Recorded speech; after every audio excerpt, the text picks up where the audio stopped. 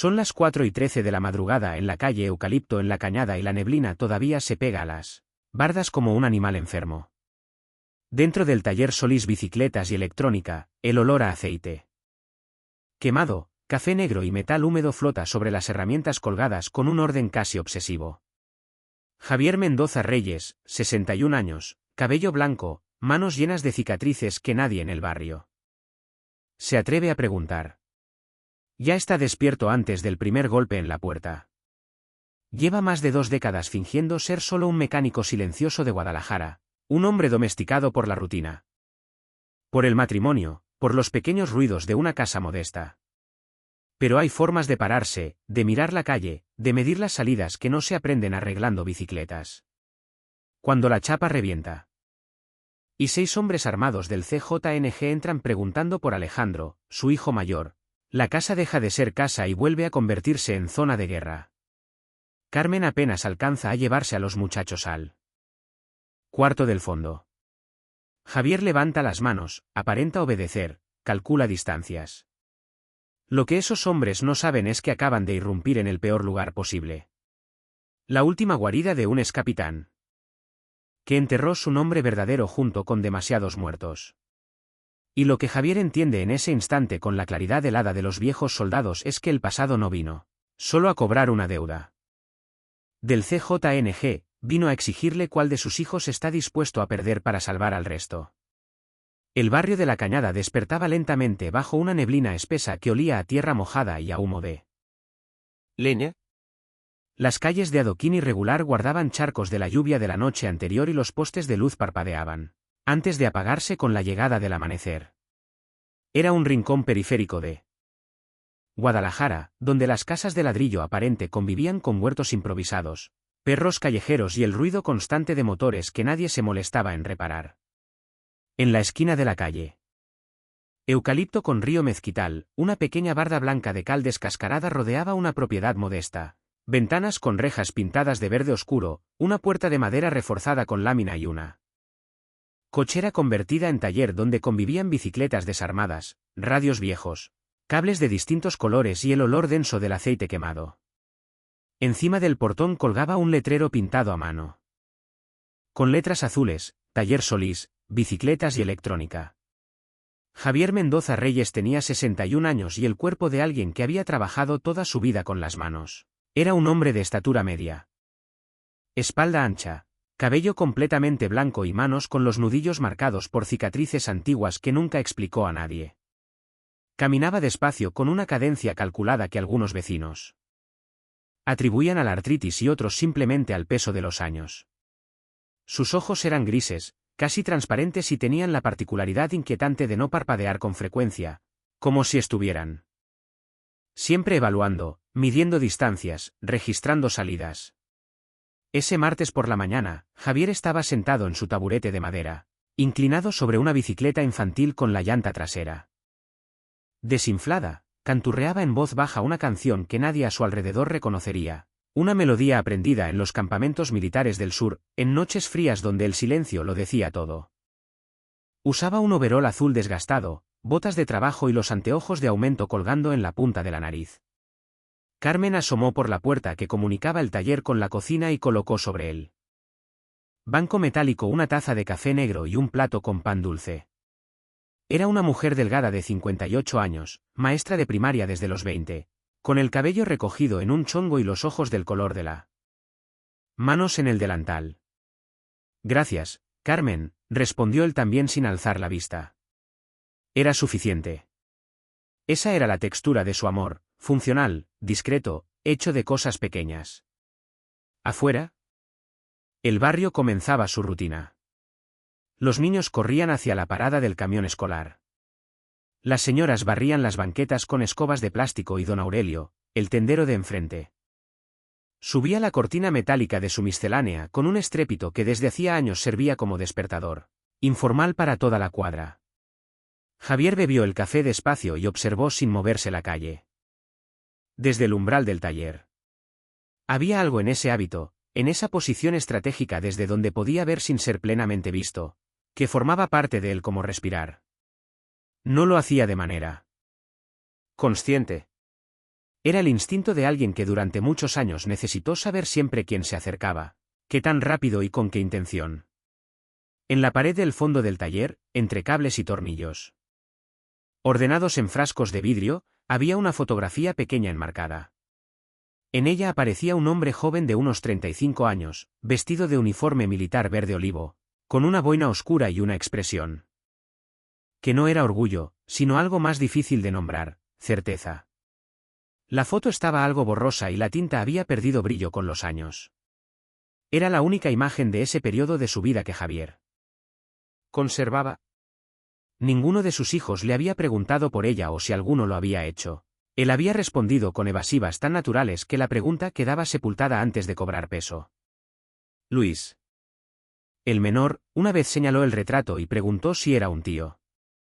Javier respondió que sí con una media sonrisa que no llegó a los ojos y cambió el tema sin esfuerzo. Esa mañana, mientras el barrio despertaba y la neblina empezaba a disiparse sobre los techos de lámina, Javier terminó de reparar la bicicleta infantil, la acomodó junto a las otras contra la pared y encendió el radio. El partido de la jornada pasada se comentaba a gritos en una estación AM. Él ajustó el volumen hasta que las voces quedaron como un murmullo de fondo y siguió trabajando en silencio con la precisión tranquila de alguien que sabe exactamente lo que tiene entre las manos. Y así comenzaban los días de Javier Mendoza Reyes, sin prisa, sin ruido, sin señales de que el pasado que había enterrado con tanto cuidado podría estar en ese momento preciso comenzando a desenterrarse solo. Alejandro Solís tenía 26 años y la impaciencia tatuada en cada gesto. Era el mayor de los 3 hijos de Javier y Carmen y desde niño había cargado ese lugar sin saber qué hacer con él. Heredó la mandíbula cuadrada del padre y los ojos expresivos de la madre, pero ninguna de las virtudes de ambos pareció asentarse en él de manera duradera. Era inteligente, eso nadie podía negarlo.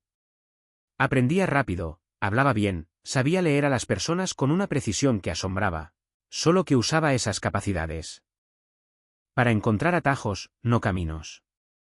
A los 16 años comenzó a ausentarse de la escuela sin que sus padres lo supieran. Pasaba las mañanas en una cancha de baloncesto de tierra en el barrio vecino de Las Juntas, rodeado de hombres mayores que le enseñaron a manejar a los 15.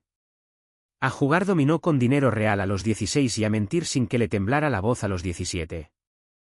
Javier lo descubrió cuando recibió una carta de la secundaria notificando su baja por inasistencias acumuladas.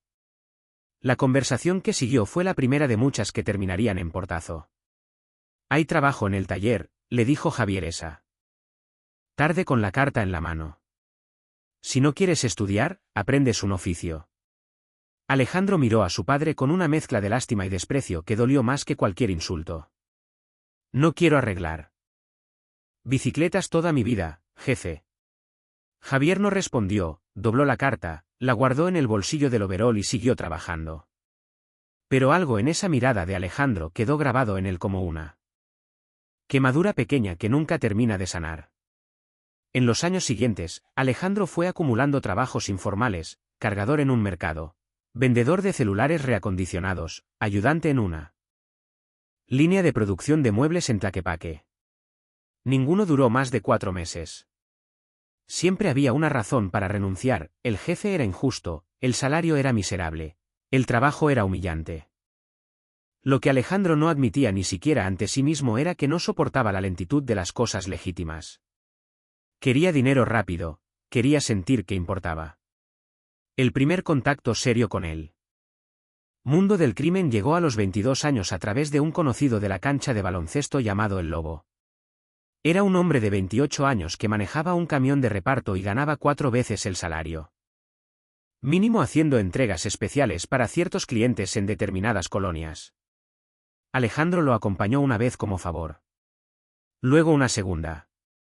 A la tercera ya sabía que las cajas no contenían electrodomésticos. Durante un año trabajó en los márgenes haciendo mandados, transportando mensajes, aprendiendo los códigos y los nombres. Cuando finalmente fue presentado a un coordinador del CJNG. Como conductor confiable, sintió algo que no había experimentado antes, legitimidad. No la del mundo que su madre y su padre representaban, sino la de un sistema paralelo con sus propias reglas. Jerarquías y recompensas. Javier lo supo tarde. Un vecino le comentó de pasada que había visto a Alejandro subirse a una camioneta sin placas frente al mercado. Luego llegaron los rumores. Fragmentados y cautelosos. Como siempre llegan en los barrios donde callar es una forma de sobrevivir. Confrontó a su hijo una noche mientras Carmen fingía dormir en el cuarto del fondo. ¿Para quién estás trabajando, Alejandro? Para nadie que te importe. Todo lo que haces me importa. Eres mi hijo. Ya tengo 24 años, jefe. Usted hizo su vida. Déjeme hacer la mía. Hubo más portazos, más semanas de silencio. Carmen lloraba en la cocina con el agua de la llave abierta para que nadie la oyera. Sofía, la hija del medio, evitaba el tema como quien esquiva un cable eléctrico pelado. Luis, el menor, aún en la preparatoria, miraba a su hermano con admiración ingenua que con el tiempo fue mutando en vergüenza. La última vez que Alejandro durmió en la casa familiar fue en diciembre, 3 semanas antes de Navidad. Llegó tarde, oliendo a alcohol y con una cadena de oro al cuello que ningún conductor de camión podría pagar con su salario. Carmen le puso un plato de pozole sin preguntarle nada. Javier estaba sentado en la sala con el radio encendido sin mirarlo. Cuando Alejandro se fue al día siguiente cargando una mochila y sin despedirse, Javier apagó el radio y permaneció en silencio varios minutos. Luego se levantó, fue al taller, tomó un desgranador de cables y empezó a trabajar. Sus manos no temblaban. Pero en sus ojos grises había algo que no era tristeza exactamente. Era el reconocimiento amargo de un fracaso que había visto venir desde lejos y que, sin embargo, no había podido detener. Ese fue el silencio más largo entre padre e hijo, no de días ni de semanas, de años enteros de distancia acumulada que ninguno de los dos sabía cómo cruzar. El año era 1994 y la selva chiapaneca olía a lluvia perpetua y a tierra que nunca terminaba de secar. El teniente Javier Mendoza Reyes tenía 29 años y llevaba 5 en el ejército mexicano, 3 de ellos en operaciones de campo. Era alto en ese entonces, fibroso, con el pelo negro cortado al ras y una forma de moverse que sus superiores describían en los informes como conciencia táctica natural. No era el más ruidoso de su pelotón, ni el que buscaba protagonismo en los informes, era el que encontraba la salida cuando nadie más la veía. Esa noche, en un claro de vegetación densa a 40 kilómetros de la frontera guatemalteca, Javier esperaba inmóvil entre la maleza mientras su pelotón establecía posiciones alrededor de un campamento, que debían infiltrar sin ser detectados. La misión era de extracción. Un informante civil había quedado atrapado después de que su identidad fue comprometida. Tenían una ventana de 3 horas antes del cambio de guardia. Javier era el encargado de neutralizar el sistema de alarma perimetral, un tendido de cables metálicos con sensores de vibración conectados a luces de advertencia en el campamento. Lo había hecho antes en simulacros, nunca en campo real.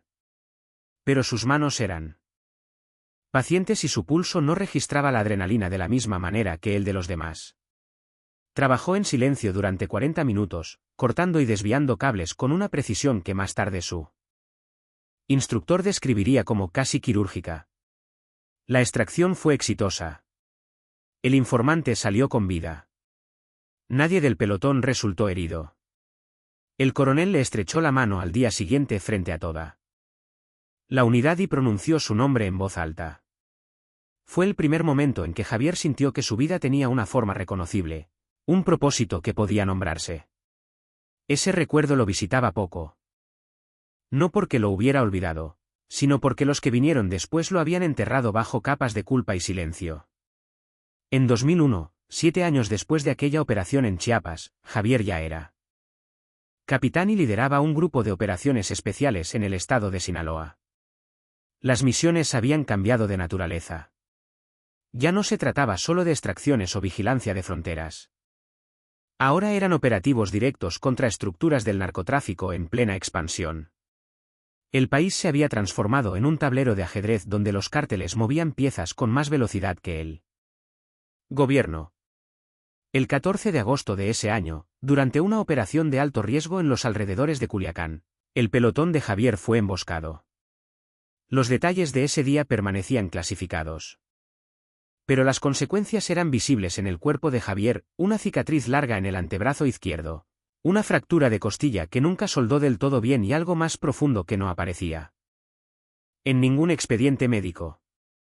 Perdió 4 compañeros en esa emboscada, hombres a quienes conocía por sus apodos, por sus manías, por las fotos de esposas e hijos que cargaban dobladas en los bolsillos del chaleco. Javier sobrevivió porque fue el último en quedar en pie, no por cobardía, sino por una crueldad aleatoria que el destino ejerce sin consultar a nadie. Esa arbitrariedad lo perseguiría durante décadas. ¿Por qué él y no los otros? En 2004, después de 15 años de servicio, presentó su baja voluntaria. El trámite fue frío, burocrático, sin ceremonia. Firmó papeles. Entregó su equipo, estrechó manos. El coronel de ese entonces le preguntó si estaba seguro. Javier respondió que sí, con la misma voz quieta con la que decía cualquier otra cosa. Nadie organizó ningún homenaje. Los soldados que se van en silencio se van del todo. Conoció a Carmen 6 meses después en una clínica pública donde él asistía a sesiones de seguimiento médico, por el estrés postraumático, y ella hacía un curso de primeros auxilios para docentes. Ella le preguntó la hora en el pasillo y él respondió. Nada más fue necesario para que ambos supieran que había algo. Tenían esa característica que comparten ciertas personas que han cargado cosas pesadas, la capacidad de reconocerse en silencio.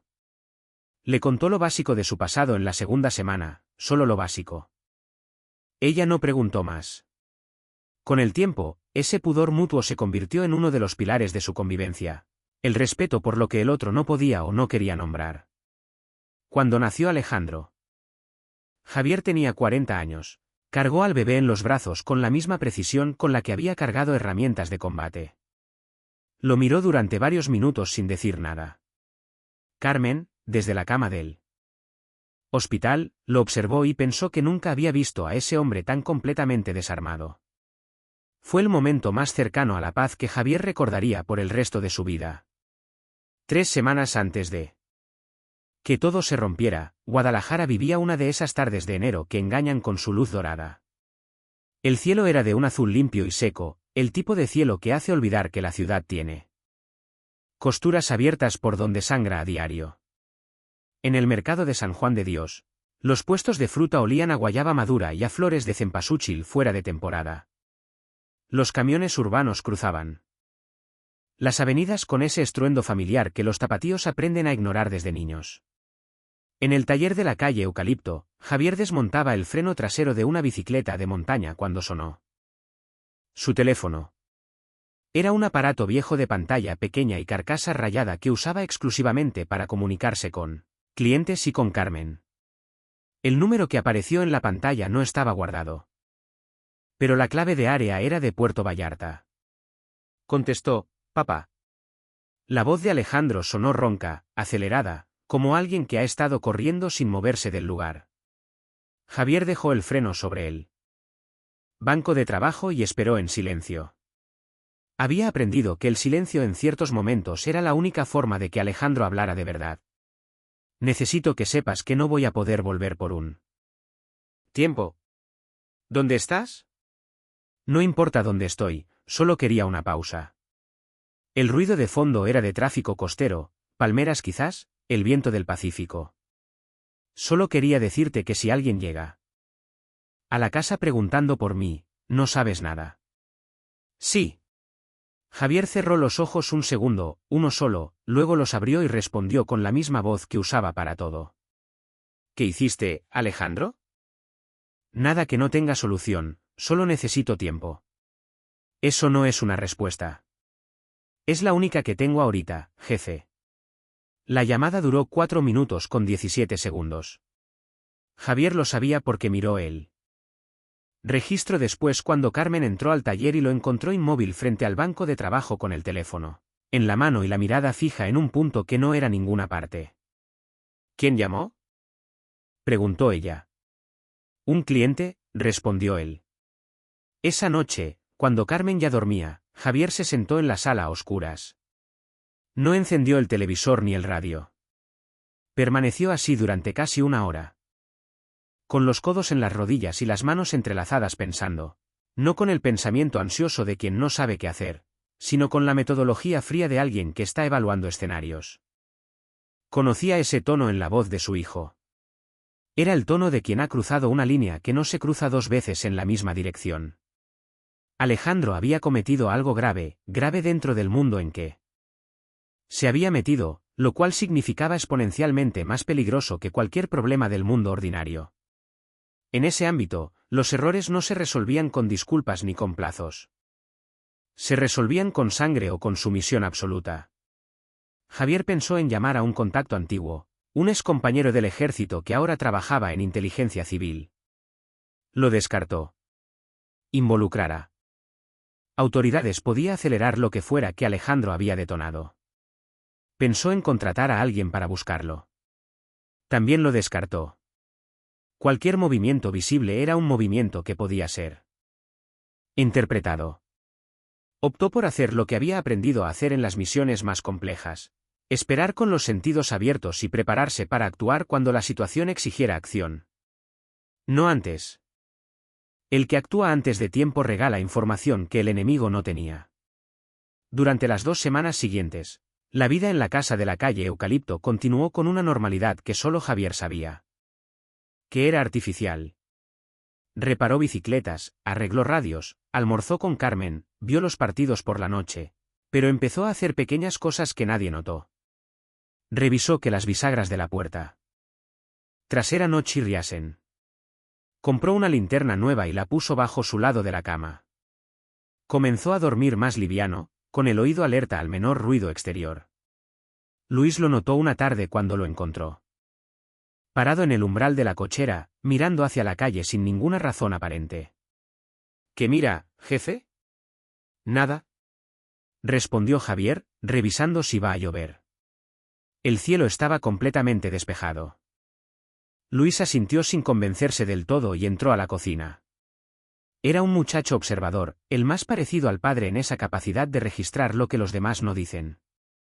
Pero tenía 18 años y la certeza cómoda de que los padres, aunque a veces raros, siempre tienen el control de las cosas. La madrugada del 3 de febrero llegó fría y quieta. Guadalajara dormía bajo un cielo sin estrellas, cubierto por nubes bajas que retenían el calor del día anterior como una manta gris. En la calle Eucalipto, los perros del barrio habían callado una hora antes, lo cual, para quien supiera leerlo, era ya una señal. Javier llevaba 40 minutos despierto cuando escuchó el primer crujido en la puerta principal. No necesitó más. En el tiempo que tarda un párpado en cerrarse, dejó de ser el mecánico de bicicletas y volvió a ser, sin haberlo elegido, el hombre que había enterrado hacía 22 años.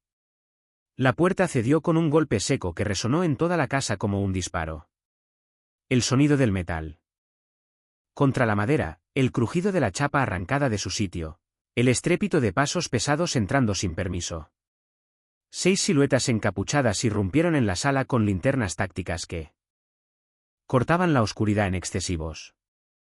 Las luces bailaban sobre los muebles modestos, los cuadros religiosos de las paredes, el florero de plástico con flores artificiales que Carmen cambiaba cada temporada.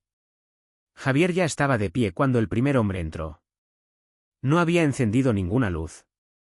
Se movió hacia la pared lateral de la habitación, alejándose de la cama, poniendo distancia entre los intrusos y Carmen antes de que ella terminara de despertar. Era un movimiento instintivo ejecutado en menos de 3 segundos que colocó su cuerpo entre el peligro y la mujer que dormía. Carmen se incorporó gritando un sonido agudo, desgarrado, que Javier reconoció como el miedo más puro que había escuchado en décadas.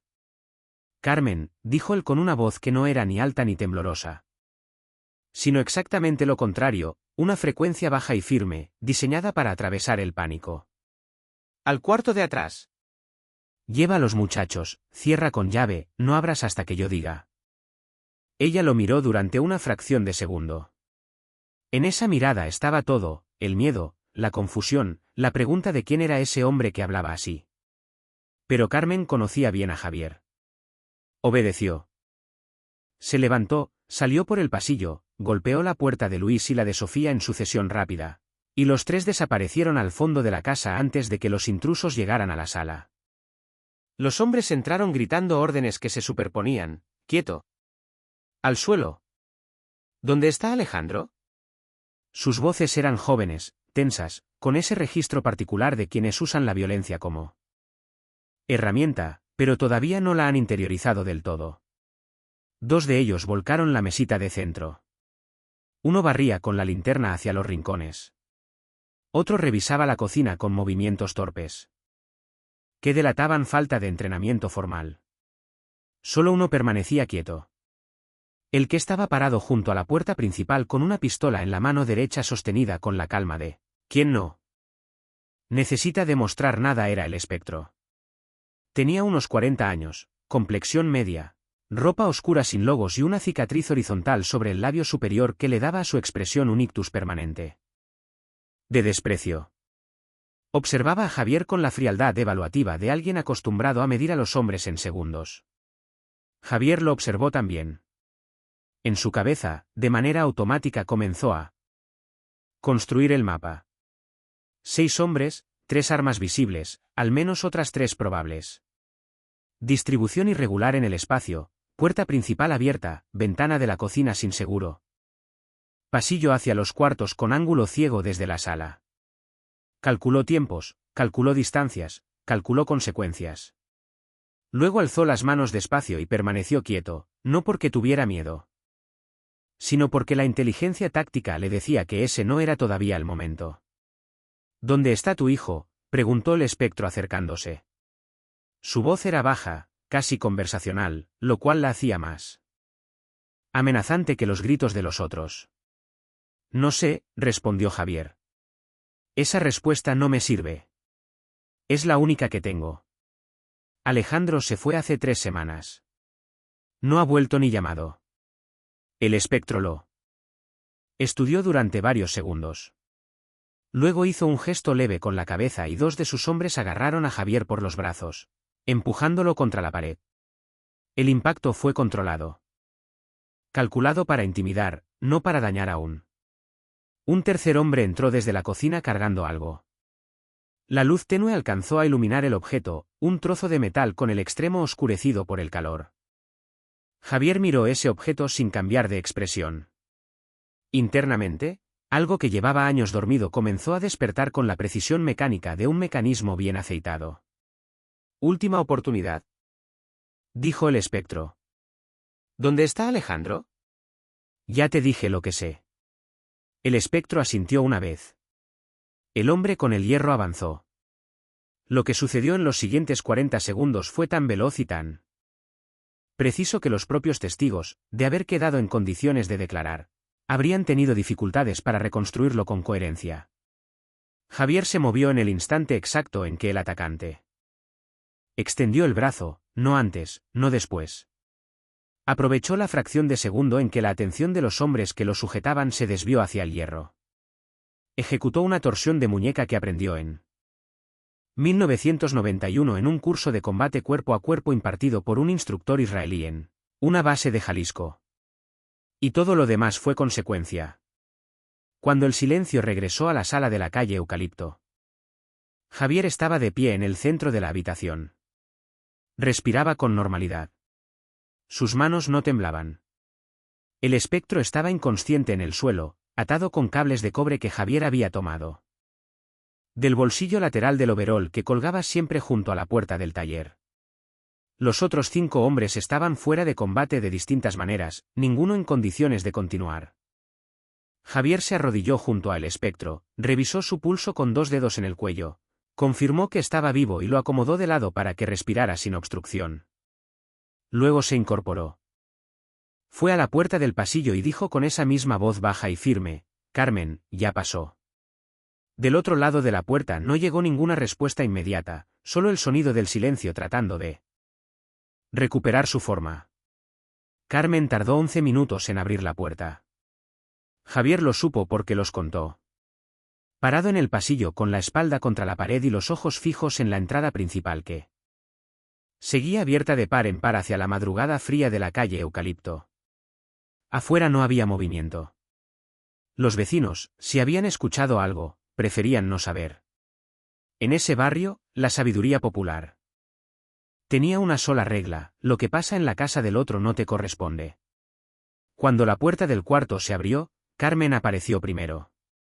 Tenía el cabello suelto, los ojos abiertos de una manera que no era solo miedo, sino algo más profundo, más permanente. Detrás de ella, Luis sostenía a Sofía por el hombro. Ella tenía 22 años y estudiaba enfermería. En otro contexto, habría sabido qué hacer con sus manos. En ese momento, simplemente las mantenía juntas frente al cuerpo como si rezara sin palabras. Vieron la sala. Javier observó el momento en que sus ojos procesaban la escena. Fue como ver a tres personas distintas recibir simultáneamente una noticia para la que no existe preparación posible. Carmen no gritó. Eso fue lo que más lo afectó, que no gritara. Solo se llevó una mano a la boca y lo miró a él, a Javier, con una expresión que durante años él intentaría descifrar sin lograrlo del todo. Los muchachos necesitan salir de aquí, dijo él. Ahora. Luis reaccionó primero. Tenía 18 años, pero algo en la voz del padre activó en él una madurez de emergencia. Tomó a Sofía del brazo, buscó los tenis con la mirada, los encontró junto al sillón y comenzó a calzárselos sin soltar a su hermana. ¿A dónde vamos?, preguntó. A casa de tu tía Ana. Tomen solo lo necesario. 5 minutos. ¿Y usted? Yo los alcanzo. Vayan. Carmen no se movió de ¿en mediar? Permaneció mirando a Javier con esa expresión que él ya sabía que no iba a poder borrar y luego miró sus manos. Las manos de él. Javier las bajó despacio y las metió en los bolsillos del pantalón. Carmen dijo con la voz más suave que pudo encontrar: necesito que confíes en mí 5 minutos más. Ella respiró, asintió, fue al cuarto a buscar su bolsa. Cuando los tres salieron por la puerta trasera hacia el callejón, Javier regresó a la sala, se arrodilló junto al espectro. Revisó sus bolsillos metódicamente y encontró 2 teléfonos. El primero era personal con clave de acceso. El segundo era un aparato básico sin clave, con un historial de llamadas corto y un número frecuente guardado bajo el nombre de un solo carácter, E. Javier miró ese número durante varios segundos. En el ejército había aprendido que en situaciones de crisis las decisiones que parecen imposibles son casi siempre las únicas que tienen sentido. La lógica convencional sugería llamar a la policía. Había intrusos neutralizados en su casa, había amenazas. Había una familia en peligro. Pero la lógica convencional no conocía la geografía real del conflicto en el que Alejandro lo había metido sin pedirle permiso. La policía podía ser neutral, podía ser corrupta, podía ser lenta. Cualquiera de esas 3 opciones era inaceptable. La única salida viable era negociar directamente con quien tenía autoridad para detener lo que había comenzado esa noche. Marcó el número guardado como E. El teléfono timbró 2 veces. ¿Quién habla? La voz era tranquila, grave, con ese tipo de autoridad que no necesita alzarse para hacerse sentir. Soy el padre de Alejandro Solís, dijo Javier. Tengo a su hombre, al que llaman el espectro. Está vivo y está bien, y tengo información sobre el paradero de mi hijo. Quiero hacer un trato. Hubo una pausa, no larga, quizás 4 segundos. Pero en esos 4 segundos Javier sintió el peso específico de ser evaluado por alguien que tomaba ese tipo de decisiones con regularidad. ¿Cuántos hombres mandé esta noche?, preguntó la voz. 6. ¿Cuántos quedan en condiciones? Javier miró alrededor de la sala. 1. Usted decide si sigue así. Otra pausa. Luego algo que no era exactamente una risa, sino el equivalente vocal de una ceja levantada. ¿Dónde quiere reunirse? Javier ya tenía el lugar pensado desde antes de marcar. Un galpón abandonado en la carretera a Zapotlanejo que conocía de sus años en la zona, propiedad de un ex industrial que nunca lo demolió porque los trámites le salían más caros que el terreno. Lugar con múltiples accesos, sin vecinos, suficientemente visible desde la Federal para que una emboscada fuera improbable. Lo describió con precisión, coordenadas, referencias visuales. Condiciones de llegada. El hombre del teléfono escuchó sin interrumpir. 3 horas, dijo al final. 3 horas, confirmó Javier y cortó la llamada. Se quedó un momento en el silencio de la sala. Destruida, los muebles volcados, el florero de flores artificiales caído en el suelo. La puerta principal todavía abierta hacia la calle vacía. En el espejo roto que colgaba sobre la vitrina. Vio su propio reflejo fragmentado. Un hombre de 61 años con el cabello blanco revuelto y los ojos que no habían cambiado en décadas. Cerró la puerta con el pasador que quedaba, fue a lavárselas. Manos en el baño. El agua corrió transparente. Las miró hasta que dejaron de temblar, aunque en realidad nunca habían temblado. Y ese detalle, esa ausencia de temblor, fue lo que más lo perturbó de todo lo ocurrido esa noche. El galpón de la carretera a Zapotlanejo olía a cemento húmedo y aceite viejo. Las láminas del techo habían cedido en 2 puntos, dejando entrar delgadas columnas de aire frío que cruzaban el espacio interior como corrientes invisibles. Afuera, la Federal estaba quieta a esa hora. Algún tráiler de paso, las luces lejanas de una caseta de cobro, el cielo comenzando a aclararse muy despacio por el oriente. Javier llegó 20 minutos antes de lo acordado. Venía solo en el suru gris que usaba para encargos del taller, con el espectro recostado y atado en el asiento trasero, consciente pero silencioso. Durante el trayecto no habían cruzado una sola palabra. El espectro miraba el techo del coche con una expresión que era más cálculo que miedo, lo cual era a su manera una forma de respeto involuntario. Javier estacionó frente al portón del galpón, dejó las luces apagadas y esperó.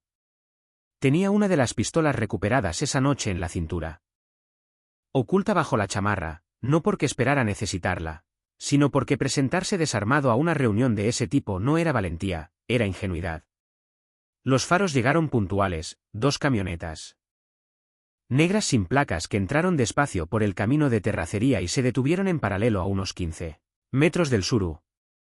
Las puertas se abrieron en secuencia. 4 hombres bajaron de cada una. Se distribuyeron sin amontonarse, cubriendo ángulos con la disciplina de quienes han practicado ese tipo de movimientos muchas veces. Eran mejores que los que llegaron a la casa. Notablemente. Mejores. El último en bajar fue el que había hablado por teléfono.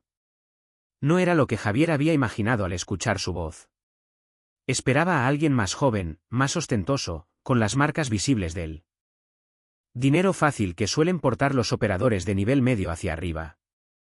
En cambio, vio a un hombre de unos 50 años, delgado, con ropa oscura sin logos, cabello corto entrecano y una forma de caminar que era casi idéntica a la suya propia, calculada, económica, sin movimientos innecesarios. Se miraron desde la distancia por un momento. «Usted es el padre», dijo el espectro. No era una pregunta. «Soy Javier Mendoza». «¿Dónde está mi hombre?» Javier abrió la puerta trasera del suru. El espectro miró hacia afuera con una expresión que mezcló alivio y vergüenza en partes iguales. 2 de los hombres se acercaron, lo sacaron del coche y lo llevaron hacia las camionetas. El líder los observó de reojo y luego devolvió la atención a Javier. «¿Cómo está?» «Bien». «No le rompí nada que no se cure». El líder asintió una vez. En ese gesto había algo difícil de nombrar. No era gratitud, pero tampoco era indiferencia. Era el reconocimiento pragmático de alguien que valora la eficiencia por encima de las emociones. «Usted no es un mecánico», dijo. «Ahora sí lo soy». «Pero no siempre lo fue». Javier no respondió. El silencio era su forma de confirmar sin conceder. El líder se acercó 3 pasos, lo suficiente para hablar sin que sus hombres oyeran con claridad. «Mandé 6 hombres. Solo uno regresa caminando». «Eso no pasa», hizo una pausa, «no aquí. No con civiles.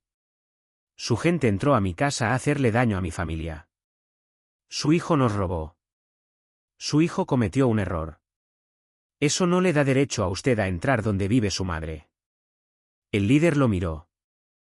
Durante varios segundos con esa frialdad evaluativa que Javier ya había visto antes en hombres de distintos bandos. Era la mirada del que decide si el otro es un problema o un recurso. ¿Dónde está Alejandro?, preguntó finalmente. En Puerto Vallarta, Hotel Los Arcos, en la zona hotelera norte, habitación 12. Llegó hace 4 días con una maleta y una mochila. Está esperando un contacto para cruzar a Mazatlán y de ahí intentar llegar a Sonora.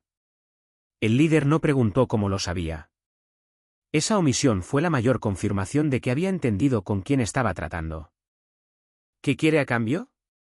Que mi familia quede fuera de esto completamente. Mi esposa, mis hijos menores, la casa, el taller. Nadie los toca, nadie los menciona. Es como si esta noche nunca hubiera pasado. ¿Y su hijo? Javier tardó 2 segundos en responder. 2 segundos que pesaron más que muchas horas. Alejandro cometió un error dentro de su organización. Eso es entre ustedes y él. Yo no puedo protegerlo de las consecuencias de lo que él mismo eligió. Solo le pido que no lo maten, que lo usen, que lo castiguen, que lo manden a donde quieran, pero que viva. El líder entornó los ojos ligeramente. Eso es mucho pedir. Usted perdió 6 hombres esta noche. Uno de ellos era el espectro, que vale más que los 5 restantes juntos. Se los devuelvo entero y le entrego la ubicación de su deudor sin que usted tenga que buscarla. Eso también es mucho dar. El líder guardó silencio durante un tiempo que pareció extenderse más allá de sus bordes naturales. El viento movía las láminas del galpón con un chirrido bajo y sostenido. A lo lejos, un tráiler cruzó la Federal con un rugido que se fue apagando hacia el norte. Hay una condición, dijo el líder. Javier esperó. Usted viene con nosotros a buscarlo para confirmar que la información es correcta y para que Alejandro entienda que su propio padre lo entregó. Eso cierra el mensaje hacia los demás. Era una trampa disfrazada de condición. Javier lo supo de inmediato, pero también supo que era la única trampa disponible y que rechazarla equivalía a no tener trato. De acuerdo. El líder extendió la mano. Javier la estrechó. Fue un apretón breve, firme, sin teatralidad. El tipo de apretón entre 2 hombres que saben exactamente lo que están intercambiando y ninguno de los 2 está satisfecho con el precio. Javier pasó el día siguiente en casa de su cuñada Ana en la colonia Oblatos. Era una mujer de 63 años que había enterrado a 2 maridos y criado 4 hijos sola y que por esa razón tenía la virtud práctica de no hacer preguntas cuando la gente llegaba con los ojos de quien ha pasado la noche en lugares donde no debería haber estado. Preparó café. Calentó frijoles, puso ropa limpia de su difunto segundo esposo sobre la silla del baño y no dijo nada más. Carmen sí dijo cosas, las dijo en voz baja en el cuarto que Ana les prestó. Mientras Luis y Sofía dormían en el cuarto contiguo con ese sueño pesado y defensivo que produce el miedo, cuando finalmente cede. Las dijo sin levantar la voz, lo cual hacía que cada palabra llegara con más peso que si hubiera gritado. Nunca me dijiste que eras capaz de hacer eso. Nunca pensé que tendría que hacerlo. ¿Y si hubiera sido diferente? ¿Si no hubieras podido? Pero pude. Eso no es una respuesta, Javier. Él la miró. Ella sostuvo la mirada con esa fortaleza particular que tienen las mujeres que han aprendido a amar a hombres complicados. No era resignación. Era algo más activo, más consciente. ¿Cuántas veces?, preguntó ella. Javier supo exactamente a qué se refería. No a la noche anterior, a las otras noches, a los otros años, a la foto en la pared del taller y a los silencios de 2 décadas que nunca había llenado con la verdad completa. Muchas, respondió. Carmen cerró los ojos un momento. Cuando los abrió, ya no había pregunta en ellos, sino algo parecido a la aceptación, ese estado difícil que no es perdón, pero que lo precede cuando el dolor ya no tiene forma de sorpresa, sino de confirmación. ¿Qué vas a hacer ahora?, preguntó. Tengo que ir a buscar a Alejandro. El silencio que siguió tenía textura. Carmen lo miró de una manera que Javier no supo leer del todo, lo cual era inusual. La conocía lo suficiente como para interpretar casi cualquier gesto del otro. Pero ese era nuevo, o quizás era el mismo de siempre y él nunca lo había visto con tanta claridad. ¿Lo vas a entregar? Ya lo entregué, dijo él. Cuando lo obligué a quedarse, cuando no encontré la forma de sacarlo de donde estaba. Esto es solo el final de ese proceso. Carmen asintió muy despacio, no como señal de acuerdo, sino como él. Movimiento involuntario de alguien que acaba de comprender algo que llevaba tiempo buscando entender. ¿Va a vivir? Sí, me lo aseguraron. ¿Confías en su palabra? Javier pensó en el líder. En su forma de moverse, en el apretón de manos sin teatralidad. En los hombres como ese, la palabra dada en términos de negocio era más confiable que la mayoría de los contratos firmados. No por ética, sino por pragmatismo. La reputación era lo único que no podían permitirse perder. Sí, respondió. Carmen se levantó, fue a la ventana y miró hacia la calle de Oblatos. Donde los niños jugaban fútbol en la banqueta y un anciano paseaba un perro sin correa. El mundo de afuera continuaba con su indiferencia perfecta. Tráelo de vuelta, dijo sin voltear. No puedo. Carmen. ¿Por qué? Porque la única forma de que viva es que se quede con ellos un tiempo. 2 años. Es el precio de la deuda. Si lo traigo de vuelta, lo matan. Ella no respondió. Apoyó la frente contra el vidrio de la ventana. Javier vio sus hombros moverse con una respiración que era un llanto contenido, el tipo de llanto que se hace hacia adentro para que los hijos que duermen en el cuarto de al lado no lo escuchen. Se levantó y le puso una mano en el hombro. Ella no se apartó, pero tampoco se volvió hacia él. Permanecieron así durante varios minutos. ¿El de pie? Ella contra el vidrio, el barrio moviéndose afuera sin saber que existían. 2 días después, Javier subió a una camioneta con 4 hombres del CJNG y tomaron la carretera costera hacia Puerto Vallarta. El trayecto duró 4 horas. Nadie habló más de lo necesario. Javier miraba el paisaje por la ventana, las montañas del occidente de Jalisco cubiertas de pino, los pueblos pequeños con sus iglesias blancas, los puestos de carretera con mangos y cocos colgando en racimos. Pensó en Alejandro a los 7 años, cuando aprendió a andar en bicicleta en el estacionamiento del mercado de abastos. Había tardado menos que otros niños. Eso era cierto, pero no porque fuera particularmente habilidoso, sino porque era terco, se caía, se limpiaba las rodillas con el dorso de la mano sin llorar y volvía a intentarlo. Javier lo había observado desde la banqueta con la mano en la boca, sin ayudarlo, respetando esa terquedad como una forma de carácter. Ahora iba a buscarlo para entregarlo. No había manera de hacer que eso fuera otra cosa que lo que era. Había intentado nombrarlo de otras formas durante 2 días, necesidad, negociación, protección del resto de la familia. Todo cierto. Y también, debajo de todo eso, como un río subterráneo que sigue corriendo aunque nadie lo vea. Una traición, una pequeña, irreparable, necesaria traición. La camioneta bajó hacia la costa cuando el sol empezaba a caer sobre el Pacífico, tiñendo el agua de naranja y rosa. Era un atardecer de película, el tipo que no avisa ni pide permiso. Javier lo miró sin parpadear y pensó que la belleza y el dolor en este país siempre habían sabido vivir juntos. El Hotel Los Arcos era un edificio de 3 pisos pintado de blanco con toques azules a 2 calles del malecón de Puerto Vallarta, en esa zona donde los hoteles de paso conviven con restaurantes de mariscos y tiendas de artesanías que cierran temprano. No era un lugar lujoso ni pretendía serlo. Era el tipo de establecimiento donde nadie pregunta apellidos ni razones, donde la habitación se paga en efectivo y el recepcionista tiene el hábito profesional de no recordar caras. La camioneta se detuvo a media. ¿Cuál? Javier bajó con 2 de los hombres. Los otros 2 rodearon el edificio por la parte trasera para cubrir la salida del callejón. Ese movimiento confirmaba que, independientemente de lo pactado, el líder no confiaba ciegamente en nadie, lo cual era, desde la perspectiva de Javier, exactamente lo correcto.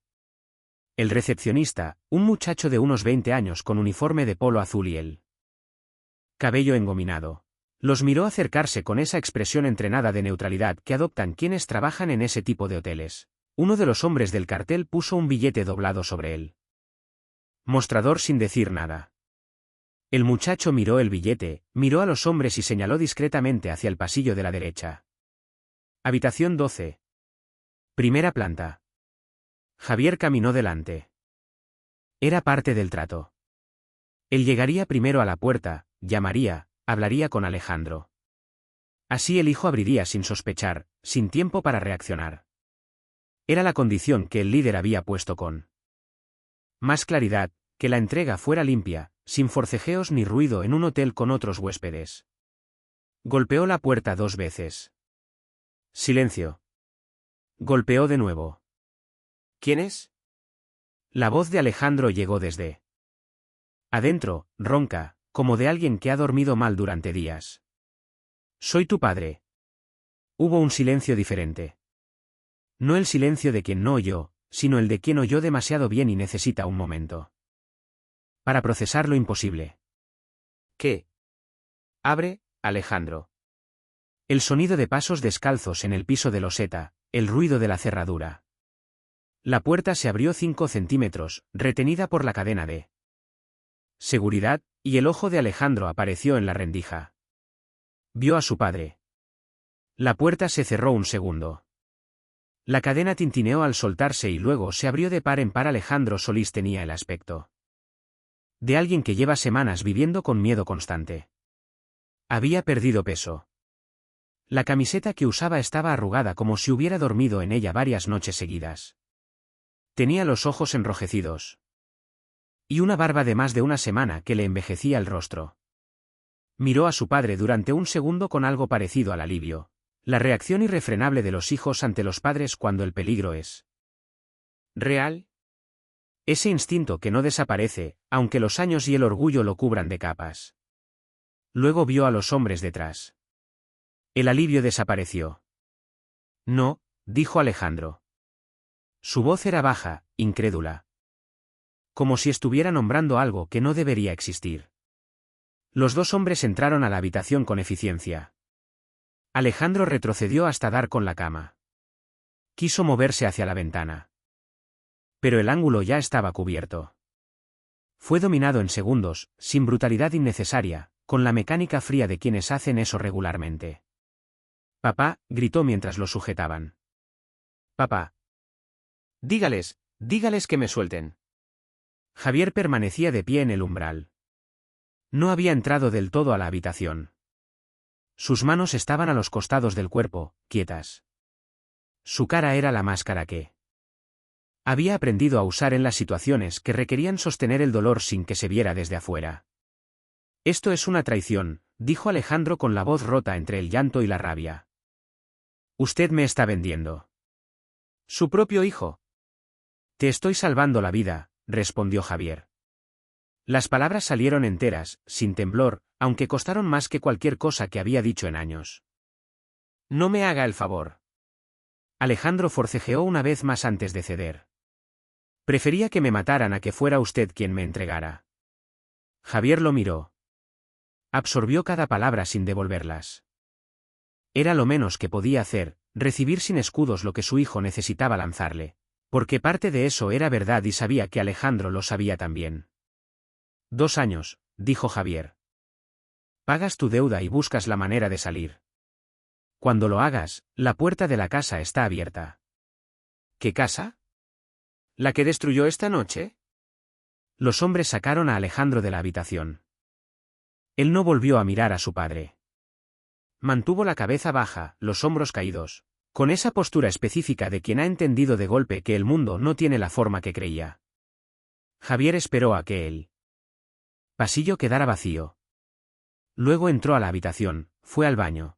Se sentó en el borde de la bañera y permaneció así varios minutos con los codos en las rodillas y la frente apoyada en las palmas de las manos. Desde la ventana entreabierta llegaba el ruido del malecón, música de un bar cercano, risas, el sonido del Pacífico rompiendo contra el rompeolas con su indiferencia oceánica. La vida siguiendo su curso a 50 metros de un hombre que acababa de hacer la cosa más difícil de su existencia. Se incorporó, se lavó la cara, se miró en el espejo agrietado del baño durante un segundo, justo uno, y luego apagó la luz y salió. El regreso a Guadalajara fue en silencio. Javier viajó en la camioneta con los 4 hombres del cartel, mirando el mismo paisaje que había visto a la ida, pero con otros ojos, como quien recorre un camino conocido después de que algo irreversible ha sucedido en el trayecto. Las montañas eran las mismas, los pueblos con sus iglesias blancas eran los mismos. Pero la distancia entre el hombre que había salido esa mañana y el que regresaba esa noche era de las que no se miden en kilómetros. Lo dejaron a 3 cuadras de la casa de Ana. Sin más palabras que las necesarias, uno de los hombres le entregó un teléfono desechable con un número guardado y le dijo que si en los próximos días algo cambiaba con respecto al trato, recibiría una llamada. Javier guardó el teléfono en el bolsillo de la chamarra y caminó las 3 cuadras a paso lento, con las manos metidas en los bolsillos y la cabeza ligeramente inclinada.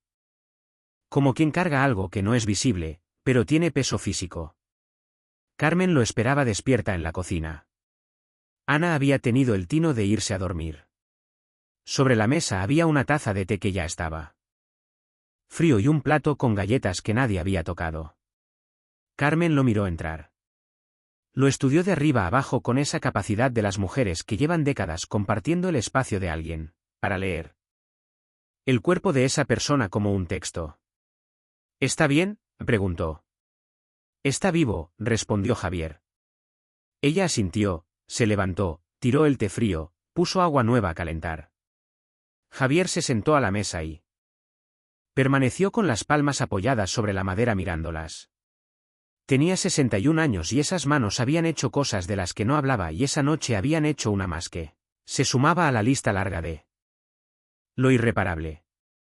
¿Qué dijo cuando te vio?, preguntó Carmen sin voltear desde la estufa. Lo que cualquier hijo diría. ¿Te culpó?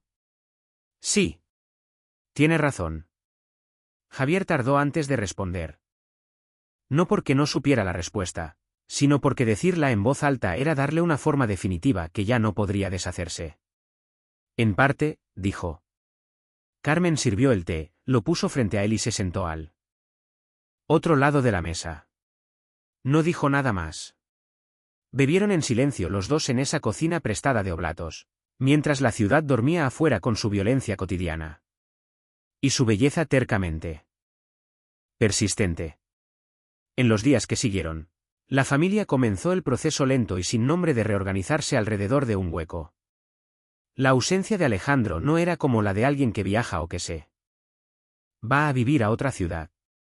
Era una ausencia con peso específico, con bordes irregulares, que ocupaba espacio en las conversaciones precisamente por no ser nombrada. Luis preguntó una vez con cuidado. ¿Qué había pasado con su hermano? Javier le dijo que Alejandro había tenido que alejarse por un tiempo por problemas que había creado él mismo y que estaba bien. Luis lo miró con esa inteligencia quieta que heredó del padre y no preguntó más, lo cual significaba que había entendido más de lo que Javier había dicho. Sofía no preguntó nada. Volvió a sus turnos en el hospital con una concentración renovada que era, a su manera, una respuesta a todo lo que había visto esa noche en la sala de la casa de eucalipto, como si el cuerpo humano enfermo y el cuerpo humano dañado le recordaran que el trabajo de sanar tenía sentido precisamente porque la destrucción era tan fácil y tan frecuente. La casa de la calle Eucalipto fue vendida en menos de un mes.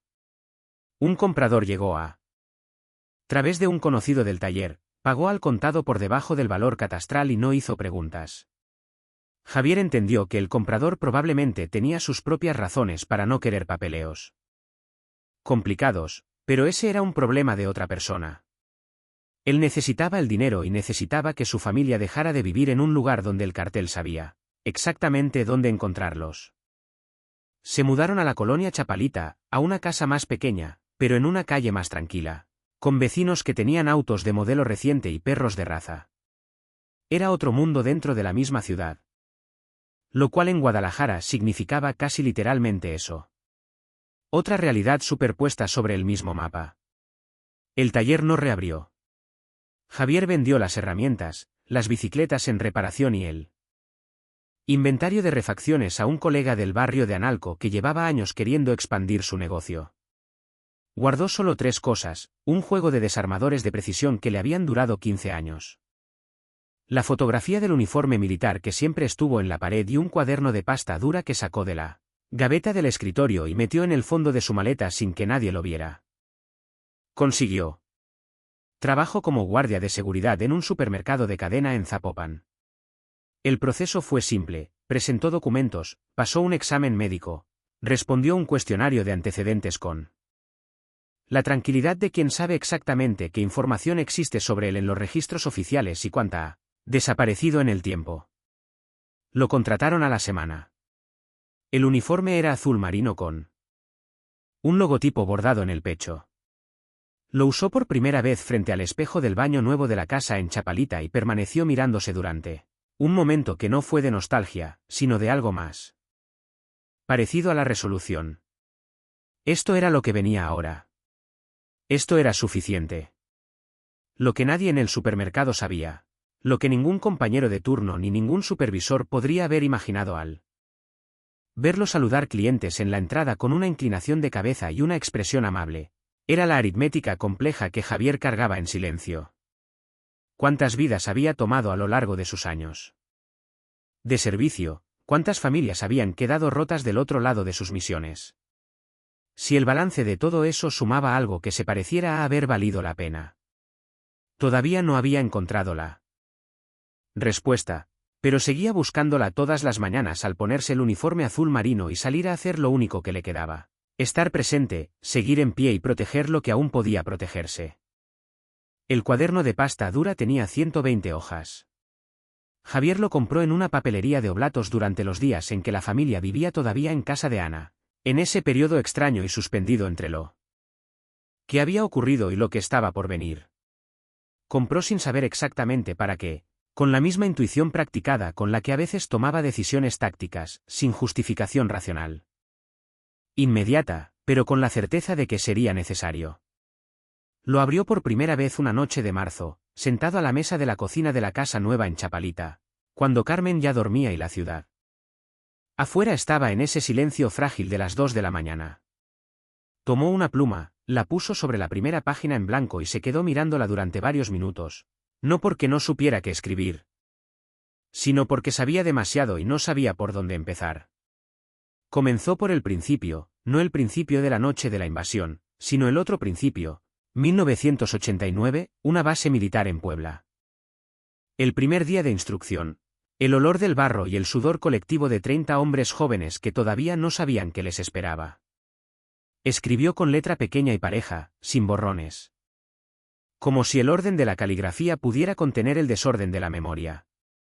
Escribió sobre Chiapas, sobre Sinaloa, sobre la emboscada de agosto y los 4 compañeros cuyos nombres llevaba grabados en algún lugar del cuerpo que no aparecía en ninguna radiografía. Escribió sobre el día que pidió la baja, sobre el coronel que le preguntó si estaba seguro y sobre la respuesta que dio con la voz más firme que había usado en su vida, mientras por dentro algo se desmoronaba con la lentitud irreversible de una pared demasiado tiempo expuesta a la humedad. Escribió sobre Carmen y la clínica del pasillo, sobre Alejandro a los 7 años aprendiendo a andar en bicicleta, sobre las peleas y los portazos y las noches en que había permanecido despierto escuchando el silencio del cuarto donde su hijo mayor no estaba, sobre Puerto Vallarta y la puerta de la habitación 12 y la cara de Alejandro al verlo entre los captores. Las palabras llegaban despacio al principio, con esa resistencia de las cosas que llevan mucho tiempo sin moverse. Luego, conforme las páginas se llenaban, algo comenzó a ceder. No era catarsis en el sentido dramático de la palabra. Era más parecido a la presión que se libera cuando se abre una válvula que llevaba demasiado tiempo cerrada. Gradual, constante, sin espectáculo. Escribió durante 3 horas esa primera noche. Cerró el cuaderno, lo guardó en el cajón de la mesita de noche de su lado y se acostó sin hacer ruido para no despertar a Carmen. Tardó en dormirse, pero cuando lo hizo, durmió más horas seguidas que en semanas. El cuaderno se convirtió en un ritual, 2 o 3 veces por semana, en las madrugadas. Sacaba el cuaderno y escribía, no con estructura de diario, sin fechas ni encabezados, sino como una conversación continua consigo mismo que no tenía la obligación de ser coherente, ni de llegar a conclusiones. En algunas páginas describía escenas con detalle cinematográfico. Los colores, los sonidos, los olores. En otras escribía preguntas que no tenían respuesta y las dejaba ahí en la página como insectos clavados en un corcho. Inmóviles, visibles. Una de esas preguntas regresaba con más frecuencia que las otras. ¿Tenía derecho? No se refería a la defensa de esa noche. Eso, en términos estrictamente legales y morales, era defendible. Se refería a algo más profundo y más incómodo. Tenía derecho a haber construido una vida pacífica sobre la base de acciones violentas que nunca procesó del todo. Tenía derecho a presentarse ante sus hijos como un hombre simple. Un mecánico de bicicletas, cuando esa simpleza era una elección activa, una construcción deliberada. ¿Una forma de protegerlos de una verdad que también era suya? Alejandro se había metido al mundo del crimen buscando algo que Javier no le había dado. No el dinero, no exactamente, sino la sensación de que existía, de que tenía peso, de que sus decisiones importaban. Y Javier se preguntaba en esas madrugadas de Chapalita, con el cuaderno abierto y la ciudad dormida afuera, si su propio silencio sobre su pasado no había creado en su hijo una especie de vacío de referencia. Sin saber de dónde venía su padre, Alejandro no había podido entender hacia dónde podía ir él. Era una hipótesis dolorosa, podía ser falsa, probablemente era incompleta, pero en el cuaderno tenía espacio y eso era suficiente por ahora. La última entrada de esa primera etapa de escritura terminaba con una sola frase, escrita más grande que el resto, como si la mano hubiera necesitado darle más espacio para respirar. La persona más difícil de perdonar no es Alejandro. Soy yo.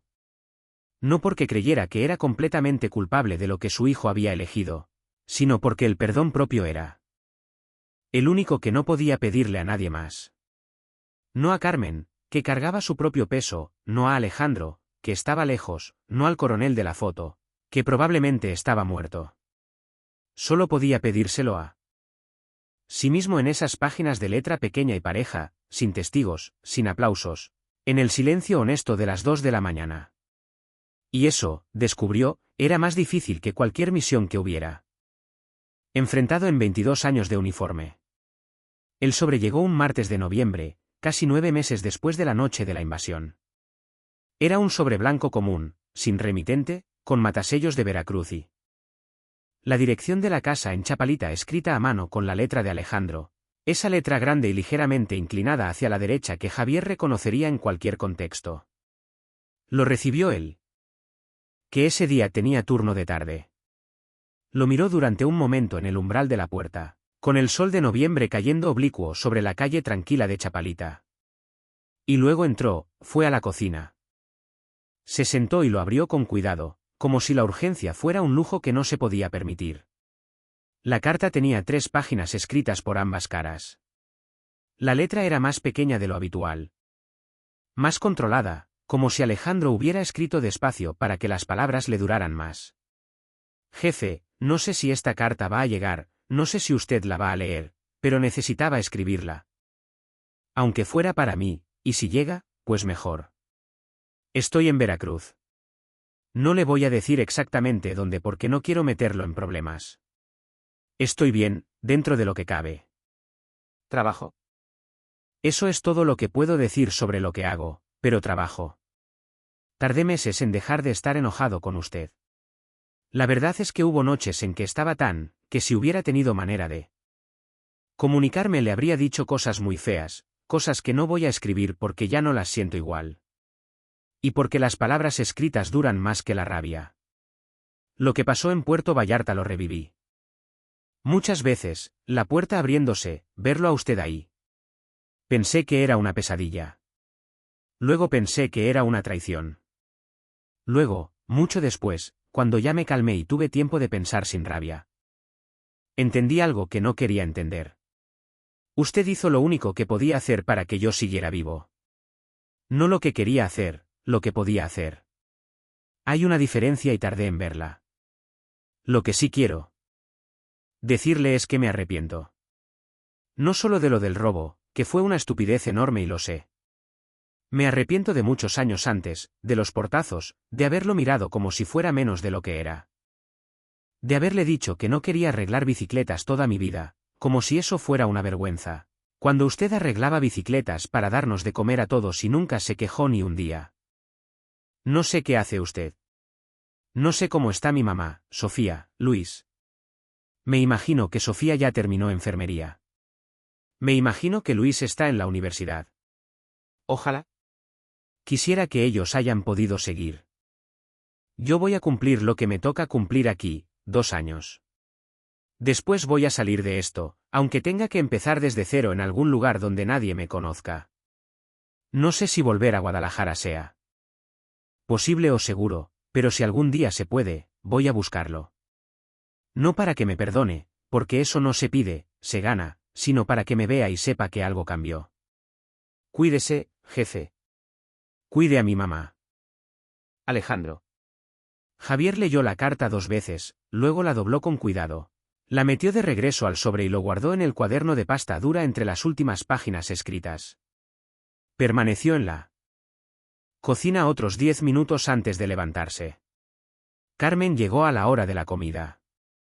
Lo encontró preparando sopa de fideos, algo que hacía raramente, pero que recordaba de memoria porque era lo primero que Carmen le había enseñado a cocinar en los primeros años de matrimonio, cuando los dos aprendían a habitar el mismo espacio sin estorbarse. Ella lo miró con esa expresión de leve sorpresa que produce encontrar al otro haciendo algo fuera de lo habitual. ¿Qué fue?, preguntó, porque lo conocía suficiente para saber que la sopa de fideos en martes sin razón aparente era una señal. Llegó carta de Alejandro. El silencio que siguió era de los que no necesitan llenarse. ¿Está bien? Está bien. Carmen se lavó las manos en el fregadero, tomó el delantal del gancho junto a la estufa y lo desdobló despacio. Sus manos se movían con esa economía de gestos de quien ha cocinado en la misma cocina durante mucho tiempo, aunque esta cocina fuera nueva. Los hábitos del cuerpo, descubrió Javier a lo largo de los años, son más fieles que los de la mente. ¿Qué dice? Que se arrepiente. Ella asintió. No pidió leer la carta, no preguntó más. Tomó la cuchara de madera y revolvió la sopa con movimientos circulares y pausados. Y por un momento, en esa cocina de Chapalita, con el sol de noviembre entrando por la ventana y el olor del caldo llenando el espacio, la distancia entre los dos se redujo hasta ser casi manejable. No era recuperación, no era el final del daño, era apenas el principio de algo que no tenía nombre todavía, ese estado anterior al perdón donde las personas que se han herido empiezan a recordar que también se han querido. Comieron juntos, hablaron poco, pero hablaron. Y en la historia de Javier y Carmen Mendoza, eso era a esas alturas suficiente para ser una victoria. 2 años después de la noche de la calle Eucalipto, Sofía se graduó de enfermería en una ceremonia en el auditorio de la universidad. Un viernes por la tarde con sillas de plástico blanco y familias enteras ocupando cada rincón del espacio disponible. Llevaba el cabello recogido bajo el birrete azul marino de su escuela y cargaba el diploma con las 2 manos, como si le preocupara que algo tan frágil pudiera romperse si lo sostenía de otra manera. Javier la vio cruzar el estrado desde la tercera fila. Estaba sentado entre Carmen y Luis, con la espalda recta y las manos sobre las rodillas, usando el pantalón de vestir que sacaba solo para las ocasiones que lo requerían. Cuando pronunciaron el nombre de Sofía en el micrófono y ella caminó hacia el frente, algo en el pecho de Javier se movió de una manera que no supo nombrar con precisión. No era orgullo exactamente, aunque había orgullo, era algo más amplio. Más difícil de contener. La sensación de que ese momento específico, esa muchacha de 22 años recibiendo su diploma bajo las luces del auditorio, era la respuesta a una pregunta que él había llevado durante décadas sin saber formularla del todo. ¿Para qué? Para esto. Carmen le tomó la mano en ese momento sin mirarlo, un gesto pequeño, casi automático, que sin embargo llegó con todo el peso de los años compartidos, los buenos y los malos, los que habían podido nombrarse y los que todavía no encontraban palabras. Javier giró la mano y entrelazó sus dedos con los de ella. Permanecieron así. Durante el resto de la ceremonia, sin hablar, sin necesitar hacerlo. Luis, a su lado, tomaba fotos con el teléfono sin parar. Tenía 19 años y estaba en el segundo semestre de Ingeniería Civil en la universidad pública, con un promedio que sus profesores mencionaban en los pasillos. Era el hijo que más se parecía al padre en temperamento, callado, observador, con una inteligencia que prefería los hechos a las especulaciones. Pero tenía la sonrisa de Carmen, esa apertura cálida que Javier nunca había logrado replicar del todo y que en su hijo menor se veía como un regalo que el destino había distribuido con más generosidad. Después de la ceremonia fueron a cenar a un restaurante de mariscos en Zapopan. Era un lugar sin pretensiones, con manteles de plástico y salsas en frascos de vidrio reutilizados. Pero la comida era buena y el ruido de las otras familias alrededor creaba una especie de calidez colectiva, que los envolvió sin que nadie lo planificara. Sofía pidió camarones al ajillo. Luis ordenó media docena de ostiones y los comió con la concentración de alguien descubriendo algo por primera vez. Carmen eligió un caldo de mariscos y lo fue bebiendo despacio, con los ojos brillantes de esa emoción contenida que las madres aprenden a sostener para no desbordarse en público. Javier pidió pescado a la talla y comió poco. Prefería observar. Era su forma más antigua de participar en las cosas, estar presente sin imponerse, registrar sin interrumpir, guardar en memoria lo que los demás daban por preservar en fotografías. En algún momento de la cena, Sofía lo miró desde el otro lado de la mesa con una expresión seria que rompió levemente el tono festivo del momento. «Papá», dijo, «¿usted está bien?» La pregunta era simple y era enorme al mismo tiempo. Javier la sostuvo durante un segundo antes de responder. «Sí», dijo. «De verdad». Sofía lo estudió con esa mirada nueva que había desarrollado en los años de enfermería, esa capacidad de ver a las personas no solo en lo que dicen, sino en cómo respiran, en cómo sostienen el cuerpo, en la distancia entre lo que expresan y lo que ocultan. Luego asintió como si hubiera tomado una decisión interna y volvió a sus camarones. «Está bien», dijo.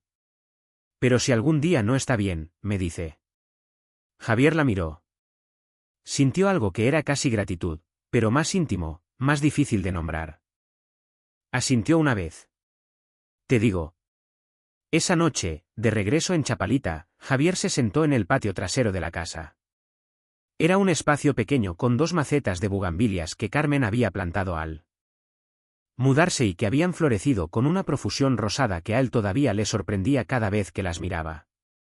El cielo de Guadalajara tenía esa noche una claridad inusual, con algunas estrellas visibles a pesar de la contaminación lumínica, y el aire fresco de noviembre olía a tierra de jardín y a algo verde e indefinible que Javier asociaba con los campamentos del sur, con los amaneceres en la selva, con una época de su vida que ahora le parecía tan lejana como si perteneciera a otra persona. Sacó el cuaderno de pasta dura, lo abrió en la última página escrita y leyó las últimas líneas que había anotado la semana anterior. Luego pasó a la página en blanco siguiente y escribió: «Esta noche Sofía se graduó. Carmen me tomó la mano en la ceremonia. Luis tomó 100 fotos. La cena fue ruidosa y buena. Alejandro no estaba». Eso es lo que fue, todo lo de arriba más la ausencia de Alejandro. Esas dos cosas juntas, el gozo y el hueco, son la forma que tiene la vida de recordarte que nunca va a ser completa y que tienes que quererla así. Cerró el cuaderno, miró las bugambilias un momento, luego miró el cielo. No había resolución definitiva, no había un momento en que todo se ordenara y tomara sentido pleno. Vio esto, una noche de noviembre en un patio pequeño, el olor a tierra, las estrellas parcialmente visibles y la certeza tranquila de que mañana volvería a ponerse el uniforme azul marino e iría a saludar clientes en la entrada de un supermercado y que eso, por ahora, era exactamente lo que necesitaba hacer. El supermercado abría a las 7 de la mañana. Javier llegaba siempre a las 6:45, no por obligación, sino por costumbre. Los hombres que han pasado años midiendo el tiempo en términos de ventanas tácticas y cambios de guardia no aprenden fácilmente a llegar justo a tiempo. Llegaban antes, Miraban, evaluaban, solo entonces ocupaban su posición. Esa mañana de febrero, exactamente 2 años después de la noche que lo había cambiado todo. El cielo de Zapopan amanecía con una neblina baja y suave que suavizaba los bordes de los edificios y convertía las luces de los estacionamientos en halos difusos. Javier estacionó el Suru en el área de empleados, bajó, se acomodó el uniforme frente al espejo retrovisor y caminó hacia la entrada del supermercado con ese paso calculado que era ya simplemente su manera de moverse por el mundo. La encargada del turno, una mujer de 40 años llamada Patricia, que llevaba 3 en ese puesto y que sabía leer a su personal mejor que cualquier manual de recursos humanos, lo saludó con un gesto al pasar. Hay un hombre esperándolo afuera, dijo. Llegó hace 20 minutos. Dijo que es conocido suyo. Javier no cambió el paso ni la expresión. Giró hacia la salida lateral que daba al estacionamiento de visitas. Había aprendido a no apresurarse en esos momentos. La urgencia visible es información que el otro puede usar. El hombre estaba apoyado en un coche gris con los brazos cruzados y la mirada fija en el suelo. Tenía unos 40 años, complexión media, ropa sin logos. Cuando levantó la cabeza, Javier reconoció los rasgos antes de identificar el nombre. Era un excompañero del ejército. Alguien de una unidad paralela con quien había coincidido en operaciones hace más de 20 años. Lo llamaban el calculador, no por contabilidad, sino porque tenía la habilidad extraña de calcular distancias de memoria. Mendoza, dijo el hombre como si estuviera nombrando algo que no esperaba encontrar. ¿Qué pasó?, respondió Javier directo, sin preámbulo. El calculador sacó un sobre del bolsillo interior de su chamarra y lo sostuvo con las 2 manos con un gesto que tenía algo de ceremonia involuntaria. De parte de Alejandro, dijo. Javier miró el sobre, luego miró al hombre. ¿Cómo lo contactaste? No lo contacté. Él me buscó. Tiene sus formas. Una pausa. Dijo que ya cumplió, que ya salió, que está en el norte. No quiso decirme dónde exactamente y me pidió que le entregara esto en mano. Javier tomó el sobre. Era más grueso que el anterior, el de noviembre del año pasado. Lo sostuvo un momento sin abrirlo. ¿Está bien? Eso me dijo. Que está bien. El calculador extendió la mano. Javier se la estrechó. Fue un apretón breve y suficiente, de los que no necesitan más duración para decir lo que dicen. Luego el hombre se subió al coche gris y salió del estacionamiento sin voltear. Javier regresó a su posición en la entrada del supermercado. Durante el turno de la mañana saludó clientes, orientó a una señora mayor hacia la sección de lácteos, ayudó a cargar las bolsas de una mujer joven con un bebé en brazos y resolvió un malentendido en la caja con la calma tranquila que Patricia siempre mencionaba en sus evaluaciones como su principal virtud. El sobre estuvo en el bolsillo interior de su chamarra durante las 6 horas siguientes sin que nadie lo supiera. Lo leyó esa tarde, sentado en el Suru, en el estacionamiento vacío, con el motor apagado y la neblina de la mañana ya disuelta bajo el sol de mediodía. Alejandro escribía que había cumplido los 2 años, que había salido, que estaba en Hermosillo trabajando en una planta de ensamblado de autopartes con nombre de empresa extranjera y turnos de 12 horas, que había conseguido un cuarto en una vecindad cerca de la planta y que tenía una cuenta bancaria con un saldo pequeño pero propio, que no usaba su apellido verdadero todavía por precaución, pero que estaba tramitando los papeles para regularizarse con ayuda de alguien que el calculador le había recomendado. No le pido que venga a buscarme, escribía. No le pido que me llame ni que le cuente a mi mamá dónde estoy hasta que yo esté listo para eso. Solo quería que supiera que lo que me dijo en Puerto Vallarta resultó ser verdad. Cumplí la deuda y busqué la manera de salir. Aquí estoy. No soy el mismo de antes. Tampoco sé bien qué soy todavía, pero sigo buscando. Le mando algo. Continuaba la carta. No es suficiente para nada, pero es de lo que tengo. En el sobre, doblado cuidadosamente detrás de las páginas escritas, había un fajo de billetes. No era una cantidad grande. Era la cantidad de alguien que da lo que puede dar, no lo que quisiera dar. Javier lo contó. 4.000 pesos. Los dobló de nuevo, los metió en el sobre y el sobre en el bolsillo. Esa noche, después de cenar, sacó el cuaderno de pasta dura por última vez en mucho tiempo.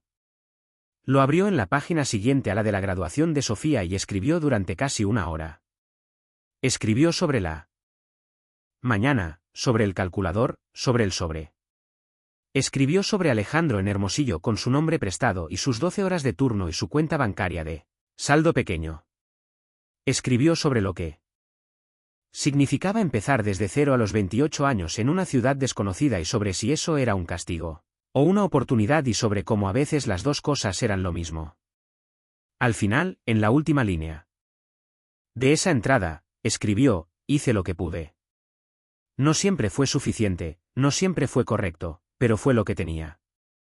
Cerró el cuaderno, lo dejó sobre la mesa de noche, se acostó junto a Carmen, que dormía de lado con la respiración pausada de quien ha aprendido a descansar a pesar de todo.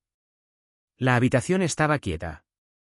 Afuera, la calle de Chapalita guardaba ese silencio doméstico de los barrios donde la gente trabaja de mañana y duerme de noche. Javier Mendoza Reyes tenía 63 años. Tenía una hija enfermera y un hijo en la universidad y otro hijo en el norte tratando de reconstruir algo con las manos.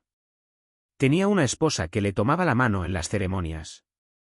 Y que todavía dormía a su lado después de todo lo que había pasado entre ellos, lo cual era, en su propia evaluación, silenciosa, el logro más difícil y más improbable de su vida entera. Miró el techo oscuro de la habitación durante unos minutos. Pensó en las bicicletas que no volvería a reparar. Pensó en la foto del uniforme que ahora estaba guardada en el cuaderno junto a la carta de Alejandro. Pensó en los 4 compañeros de Sinaloa, cuyos nombres nunca escribió en ninguna parte, porque algunos nombres se guardan donde no puede entrar ni el tiempo ni el papel.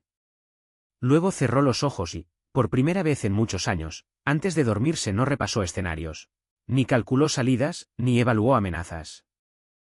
Solo escuchó la respiración de Carmen a su lado, el ruido lejano de un camión en la avenida, el silencio posterior, y se dejó ir hacia el sueño con la mano abierta sobre el colchón.